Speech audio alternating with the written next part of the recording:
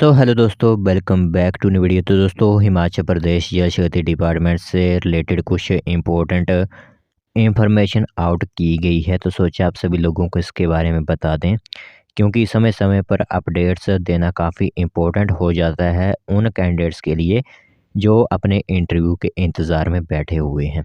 तो जैसे कि पहले आप सभी लोगों को पता ही है कि हमने इंटरव्यूज़ की डेट्स आप लोगों के लिए बता दी थी, जिन भी डिवीज़न ने आउट की हुई थी। बट फिर कुछ कारणों के कारण यहाँ पर आप लोगों के इंटरव्यूज़ जो थे वो स्थगित कर दिए गए हैं। तो आज हमारे पास एक और डिवीज़न की इंफॉर्मेशन पहुँची है, जिस डिवीज़न के इंटरव्यू जो है पोस्टपोन कर दिए गए हैं। वो क्या कारण रहे होंगे, वो अधिशासी अभियंता यानी एग्जीक्यूटिव इंजीनियर ने अपनी पूरी बात रखते हुए बताया है कि क्या कारण थे जिनके कारण इंटरव्यूज़ को पोस्टपोन करना पड़ा।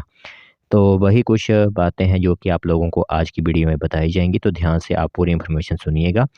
जिसके अंदर मैं आप लोगों को बताऊँगा यहाँ पर कि किस डिवीज़न के इंटरव्यूज़ जो हैं वो स्थगित किए गए हैं, और आगामी कितने दिनों तक जो है वो इंटरव्यूज़ नहीं होंगे, और जो एग्जीक्यूटिव इंजीनियर हैं उन्होंने क्या तर्क देते हुए कहा हुआ है कि इंटरव्यूज़ पोस्टपोन कर दिए गए हैं। तो चलिए फिर जिस डिवीज़न की नोटिफ़िकेशन आई हुई है वो आप लोगों को बताते हैं। तो दोस्तों, देख सकते हो प्रेस नोट आप सभी लोगों के सामने इस टाइम दिख रहा होगा।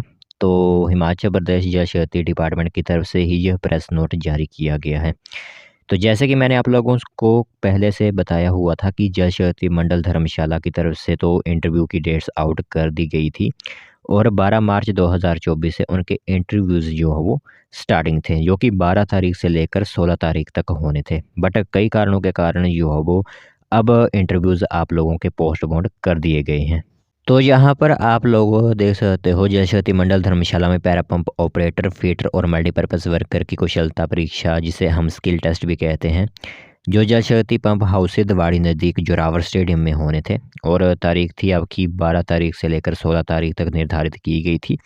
उन्हें अब प्रशासनिक कारणों से अगले निर्देशों तक स्थगित कर दिया गया है। जी हाँ दोस्तों, क्या कारण बताए हुए हैं? प्रशासनिक कारण बताए हुए हैं। तो प्रशासनिक कारणों के कारण आप लोगों के जो इंटरव्यूज़ स्थगित हो रहे हैं, इसके पीछे का क्या कारण बनता है वो आप नीचे कमेंट डाउन ज़रूर कर सकते हो।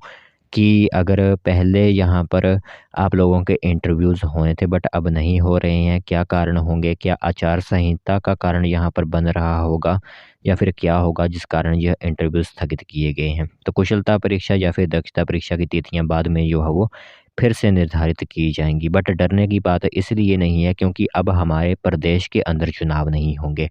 क्योंकि जैसे कि आप लोगों को पता है कि अगर प्रदेश के अंदर चुनाव होते हैं और अगर कोई दूसरी सरकार आ जाती है, तो आप लोगों की जो पेंडिंग रिज़ल्ट वगैरह होते हैं या इंटरव्यूज़ होते हैं, उन्हें हमेशा के लिए ही स्थगित कर दिया जाता है।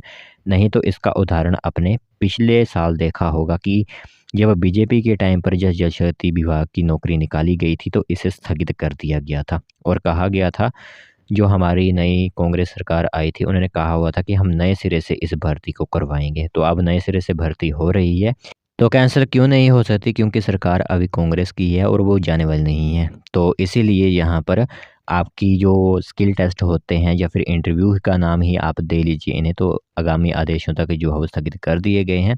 तो आचार संहिता के बाद अगर आप लोगों के फिर से इंटरव्यूज़ स्टार्ट होंगे, तो आप लोगों को ज़रूर हमारी तरफ से इन्फॉर्मेशन टाइम टाइम पर दी जाएगी।